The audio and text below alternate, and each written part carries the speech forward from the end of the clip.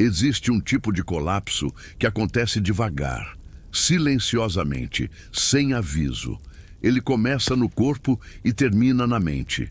E a maioria das pessoas só percebe quando já está destruída por dentro.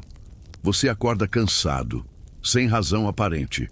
O dia ainda nem começou e você já sente o peso de algo que não consegue nomear.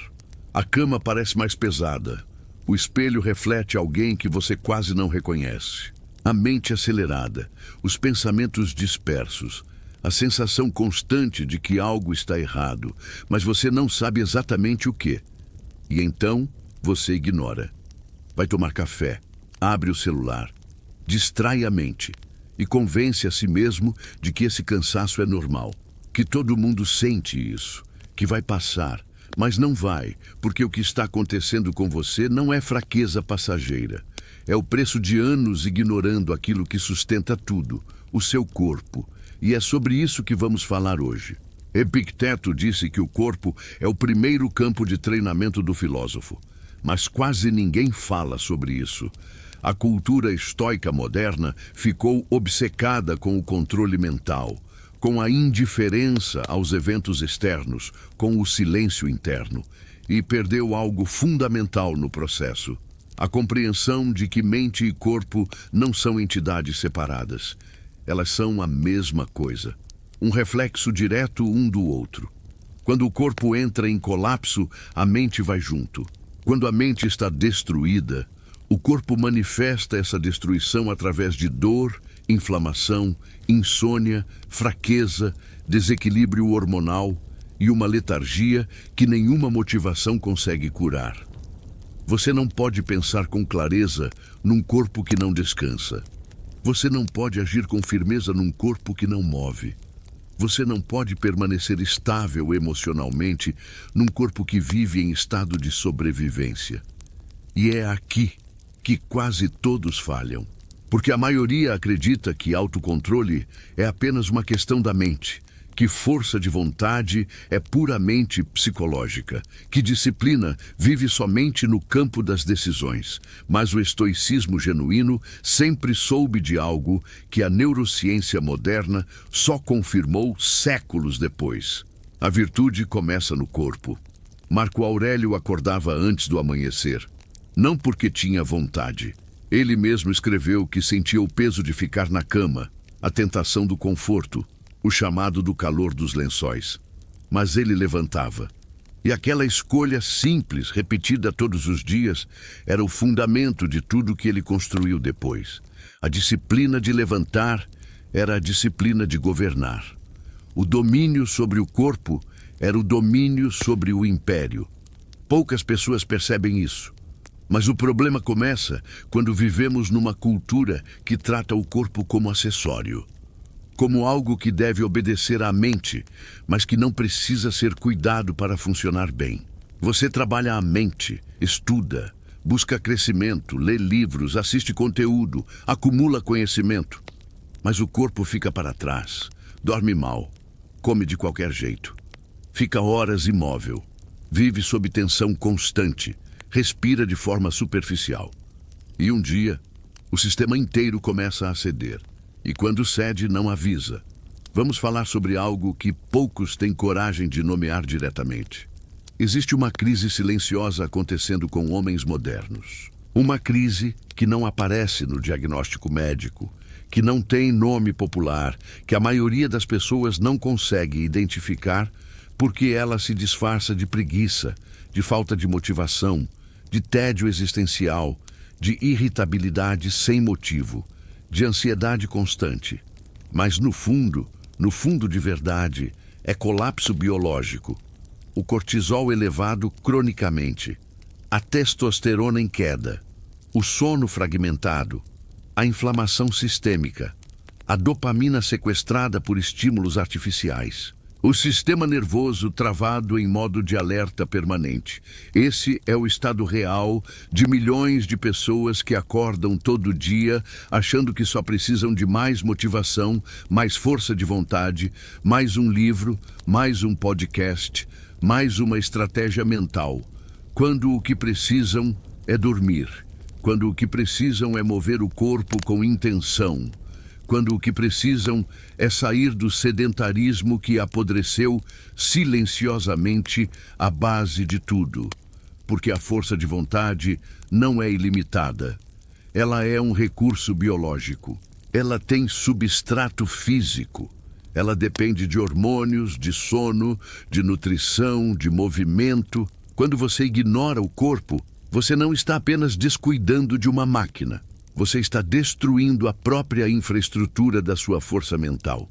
E é aqui que a filosofia estoica se torna mais radical do que qualquer academia de ginástica vai admitir. Cuidar do corpo não é vaidade, é filosofia aplicada. Sêneca escreveu em uma de suas cartas a Lucílio sobre a importância do exercício moderado para manter o espírito afiado. Ele falava sobre como a inatividade embrutece o caráter, como o ócio sem propósito apodrece a alma. E ele não estava falando de treinar para parecer bem. Ele estava falando de movimentar o corpo como forma de manter acesa a chama da disciplina interior. Porque existe algo que acontece quando você se move com intenção. Quando você acorda e escolhe fazer algo difícil antes que o mundo te peça qualquer coisa.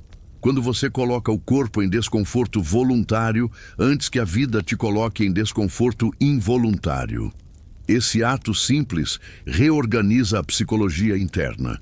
Ele diz para o seu próprio sistema nervoso que você está no controle. Que você não está apenas reagindo ao dia, mas conduzindo o dia. E isso, repetido com constância ao longo do tempo, muda quem você é. Muda como você pensa. Muda como você reage sob pressão. Muda como você se vê quando está sozinho diante do espelho. Mas existe algo ainda mais perigoso do que o sedentarismo. É o sedentarismo que se justifica. É a pessoa que sabe que precisa se mover, que entende que o corpo está pedindo atenção, que sente o peso do descuido, mas que encontra razões que parecem legítimas para não fazer nada. Estou cansado demais. Trabalho muito. Amanhã começo. Preciso de mais energia primeiro para depois me exercitar. Essa é a armadilha mais sofisticada da mente humana. Esperar ter energia para construir energia. Esperar se sentir bem para fazer as coisas que vão te fazer sentir bem.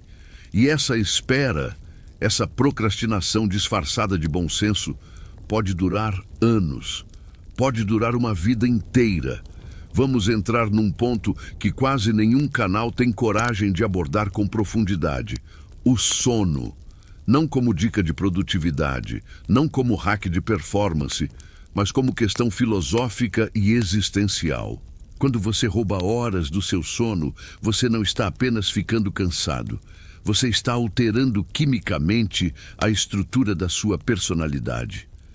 Pessoas privadas de sono de forma crônica ficam mais reativas, mais ansiosas, mais impulsivas, menos empáticas, menos capazes de ver nuance, menos resilientes diante de adversidade. E o mais perturbador, elas geralmente não percebem, porque a privação de sono compromete também a capacidade de avaliar como você está se sentindo. Você vira uma versão empobrecida de si mesmo sem saber que virou.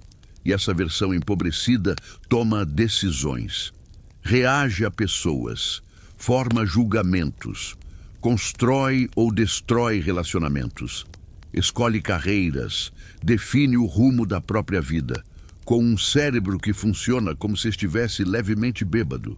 Marco Aurélio lutava contra si mesmo para manter a disciplina do descanso tanto quanto a disciplina do trabalho, porque ele entendia que um imperador exausto era um imperador perigoso, não apenas para o império, mas para si mesmo. E essa sabedoria se aplica a você. Um homem exausto é um homem perigoso para si mesmo. Ele toma decisões impulsivas que destroem meses de construção. Ele reage de formas que envergonha depois. Ele perde a paciência com as pessoas que ama, ele abandona projetos que importam, ele desiste de versões melhores de si mesmo porque o cérebro cansado não consegue enxergar além da dor imediata. E tudo isso poderia ser diferente com mais consistência no descanso. Não estamos falando de 8 horas como número mágico. Estamos falando de levar a sério a qualidade do seu sono, como se sua mente dependesse disso. Porque depende, literalmente. Poucas pessoas realmente entendem o que o sono faz pelo cérebro humano. Durante o sono profundo, o sistema linfático do cérebro ativa e literalmente lava as toxinas acumuladas ao longo do dia. Entre essas toxinas estão proteínas associadas a doenças neurodegenerativas. O sono não é descanso passivo. É manutenção ativa, é reparação biológica, é consolidação de memória, é regulação emocional, é regeneração hormonal. Quando você trata o sono como algo negociável, você está negociando com a sua própria sanidade. E então chegamos à alimentação, não como dieta, não como regime, mas como filosofia de respeito por si mesmo. O estoicismo sempre valorizou a moderação. A palavra grega sofrosine, que os romanos traduziram como temperantia, significa algo mais profundo do que simples moderação. Significa estar em posse completa de si mesmo. Significa que seus desejos servem à razão, e não o contrário. E quando você observa como a maioria das pessoas se alimenta hoje, fica evidente que isso foi completamente invertido. A comida industrializada foi projetada para sequestrar seu sistema de recompensa, para criar desejos que não vêm de fome real, mas de circuitos neurais hackeados por açúcar, sal, gordura processada e aditivos criados em laboratório para que você não consiga parar. Não é fraqueza sua, é engenharia. Uma engenharia deliberada e sofisticada, voltada para criar dependência. E o preço que você paga não é apenas na forma física, é na clareza mental, na estabilidade emocional, é na capacidade de manter foco, nos níveis de energia ao longo do dia, é na qualidade do sono, é na resistência ao estresse. É na produção hormonal que sustenta sua vitalidade e seu equilíbrio psicológico. Cada refeição é uma decisão filosófica. Não no sentido dramático, mas no sentido real. Você está escolhendo entre servir ao impulso imediato ou construir a condição para sustentar tudo o que você afirma querer na vida. E aqui mora um ponto crítico que quase ninguém menciona. A inflamação crônica de baixo grau, gerada por anos de alimentação industrializada, sono irregular, sedentarismo e estresse constante, é hoje reconhecida pela ciência como um dos fatores mais associados à depressão, à ansiedade, ao declínio cognitivo e à instabilidade emocional. O que isso significa na prática? Que parte do que você sente como crise existencial, como vazio, como apatia, como sensação de que algo está fundamentalmente errado em você, pode ter uma explicação muito mais concreta e tratável do que você imagina. Não estamos diminuindo a experiência emocional humana. Estamos dizendo que o corpo e a mente estão em diálogo permanente. E ignorar um lado dessa conversa é condenar o outro à confusão. Mas o problema começa quando as pessoas pensam que autocuidado é fraqueza. Essa é uma das distorções mais destrutivas que existe no imaginário masculino moderno. A ideia de que cuidar de si mesmo é sinal de vaidade, de fragilidade, de falta de coisa mais importante para fazer, de que homens de verdade simplesmente aguentam, simplesmente empurram, simplesmente continuam sem precisar de nada. Essa ideia mata pessoas. Não de forma figurada, de forma literal. Homens que ignoram o próprio corpo por anos, que ignoram sinais, que não vão ao médico, que não dormem, que não descansam, que que não processam emoções, que constroem toda uma identidade em torno da supressão das necessidades próprias.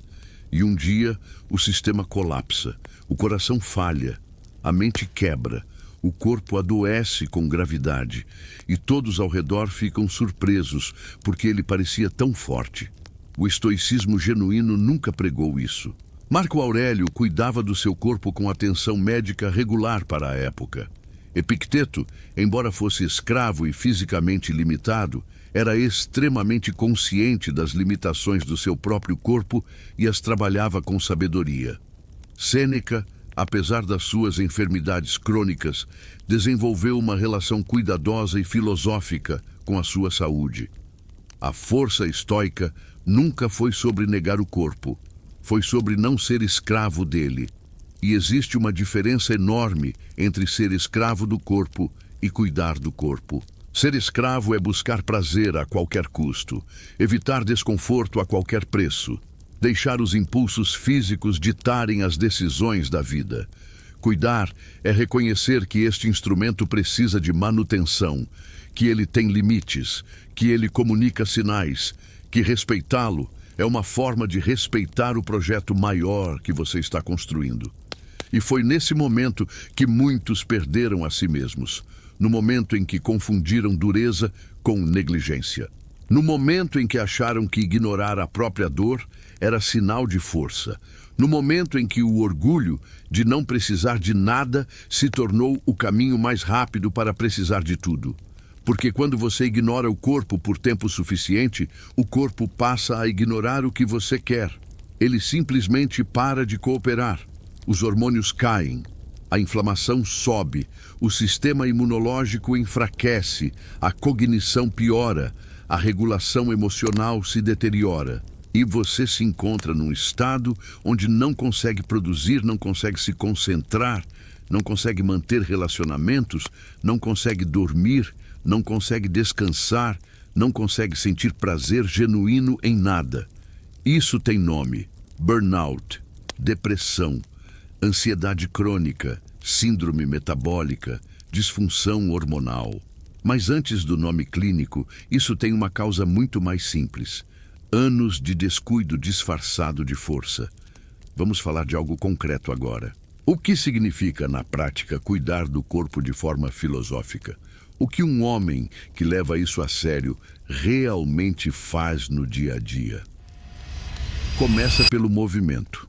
Não pela academia necessariamente, pelo movimento intencional, pelo compromisso de colocar o corpo em atividade física de forma consistente, independente de humor, de disposição, de clima, de vontade. Não porque você ama treinar, mas porque você entende que essa consistência é um treino de caráter que vai muito além da forma física. Existe algo que acontece quando você se compromete com um treino às 6 da manhã por 90 dias consecutivos. Não é apenas o corpo que muda, é a sua relação com o compromisso, com a sua própria palavra, com a identidade de alguém que cumpre o que decide. Cada treino completado quando você não queria é uma votação pela versão mais disciplinada de você mesmo.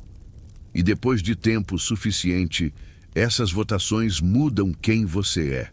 O sono vem a seguir, com a mesma seriedade. Criar uma rotina de sono não é luxo, é arquitetura da mente.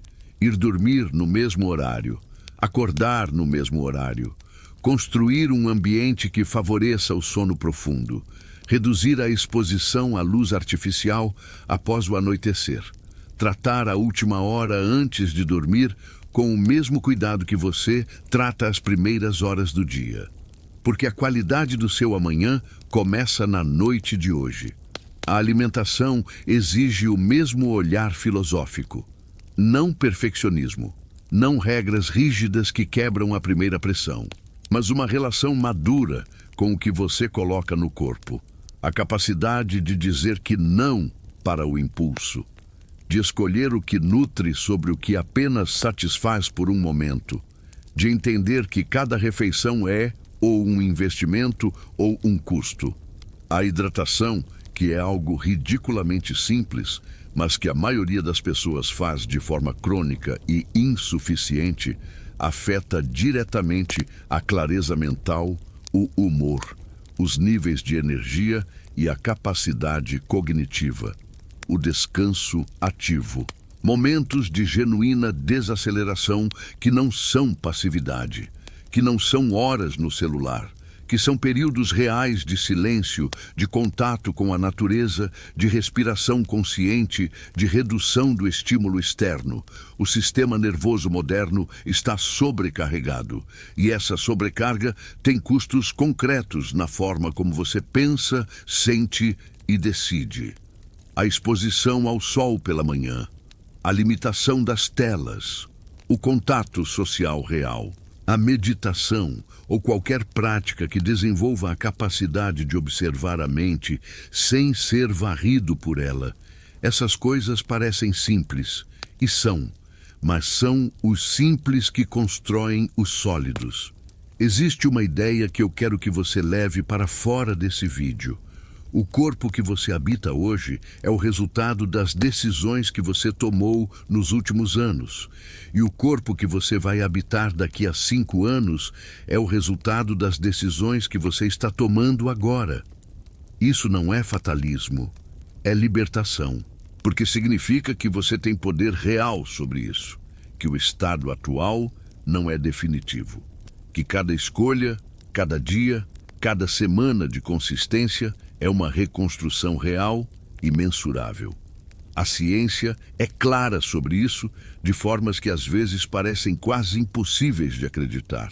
O exercício físico regular é tão eficaz quanto antidepressivos para casos leves e moderados de depressão, com efeitos colaterais positivos ao invés de negativos. O sono adequado restaura literalmente a estrutura do cérebro.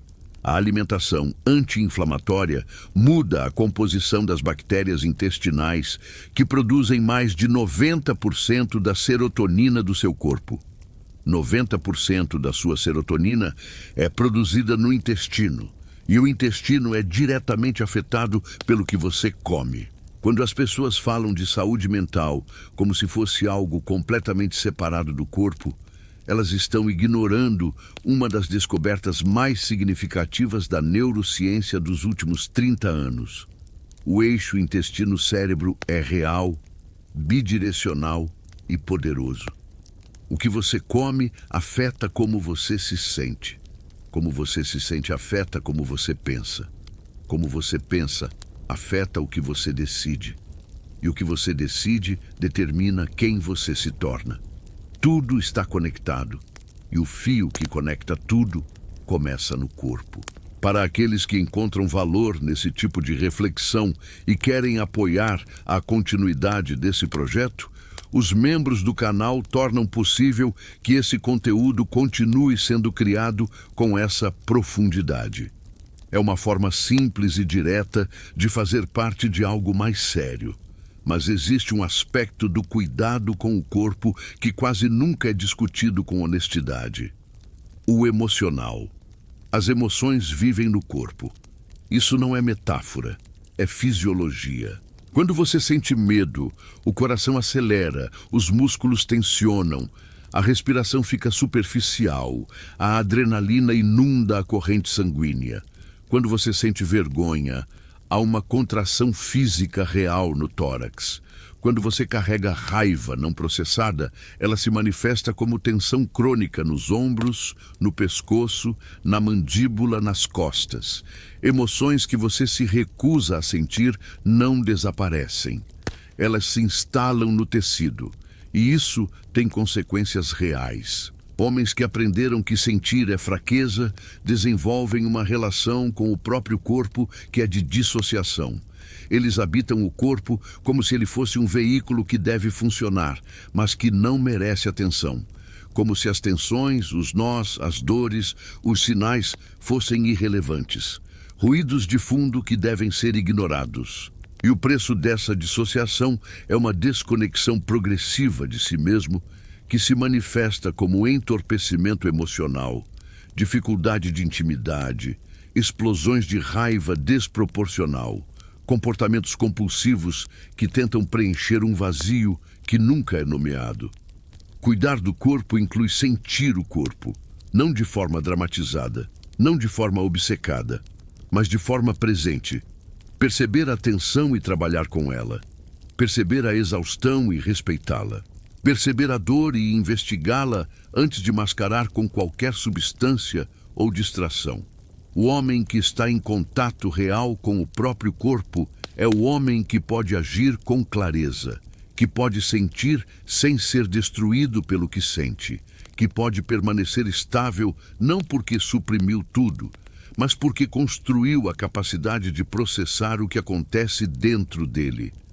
Essa é a presença estoica real, não a frieza, não a insensibilidade, não o vazio emocional disfarçado de sabedoria, mas a capacidade de sentir plenamente e permanecer fundamentado ao mesmo tempo.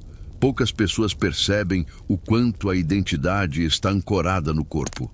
Quando você olha para um homem que se move com segurança, que mantém a postura, que respira de forma profunda e regular, que ocupa o espaço sem tensão excessiva, você percebe algo que vai além da aparência física. Você percebe presença. E presença não é uma qualidade misteriosa que algumas pessoas têm e outras não.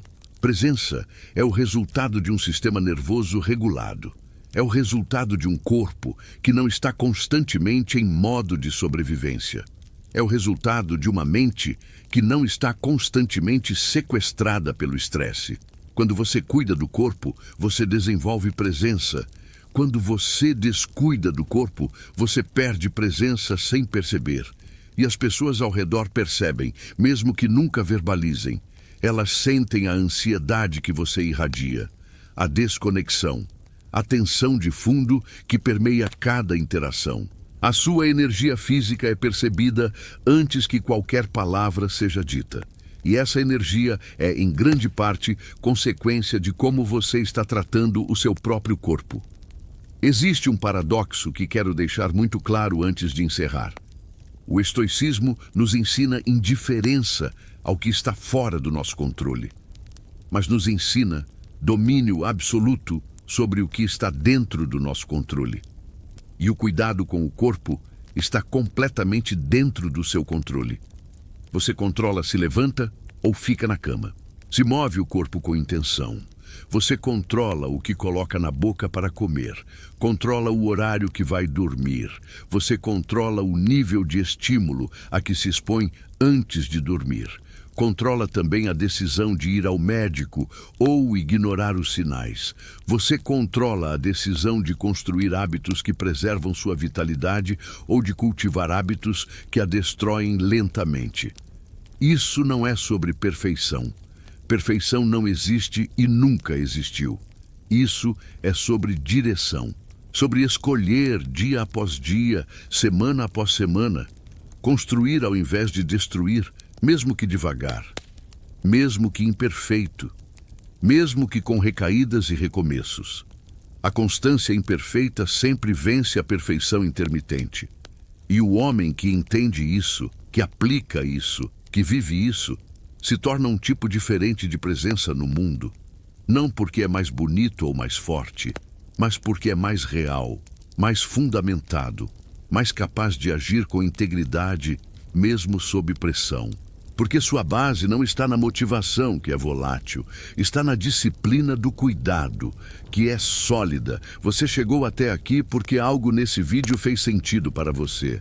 E isso já diz algo, diz que existe em você uma parte que reconhece a verdade quando ela aparece. Uma parte que sabe que algo precisa mudar, que percebe o custo do descuido, que sente o peso do que acontece quando o corpo é tratado como irrelevante. Essa parte de você é a mais valiosa, porque é ela que pode iniciar a mudança real. A mudança que começa antes que alguém esteja vendo, antes do primeiro resultado visível, antes de qualquer validação externa. A mudança que começa quando você toma uma decisão no silêncio do seu quarto e cumpre essa decisão porque você se respeita o suficiente para isso. Não porque alguém vai aplaudir, não porque alguém vai perceber amanhã, mas porque você sabe que dentro de 1 ano, de 2 anos, de 5 anos, o homem que você vai ser é uma acumulação direta das decisões que você está tomando agora. E você quer que esse homem seja alguém que você respeite, alguém que cuide do que importa, alguém que construiu lentamente, com consistência silenciosa, uma base que o mundo não pode desmoronar. Isso começa no corpo. Sempre começou no corpo. Cuide da estrutura e a mente vai encontrar clareza. Cuide do sono e as decisões vão melhorar.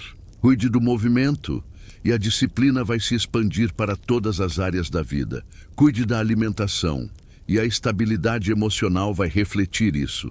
Cuide da presença no próprio corpo e a presença no mundo vai mudar de forma que você ainda não consegue imaginar. Porque a transformação externa que você busca começa sempre pela transformação interna. E a transformação interna começa sempre pelo cuidado com a casa que você habita. O corpo não é um obstáculo para a mente, é o fundamento dela. No próximo vídeo, vamos entrar num território que é ao mesmo tempo o mais óbvio e o mais ignorado da jornada de qualquer homem que busca uma vida com mais substância. Vamos falar sobre o silêncio. Não o silêncio das palavras, mas o silêncio como estratégia, como postura, como forma de poder.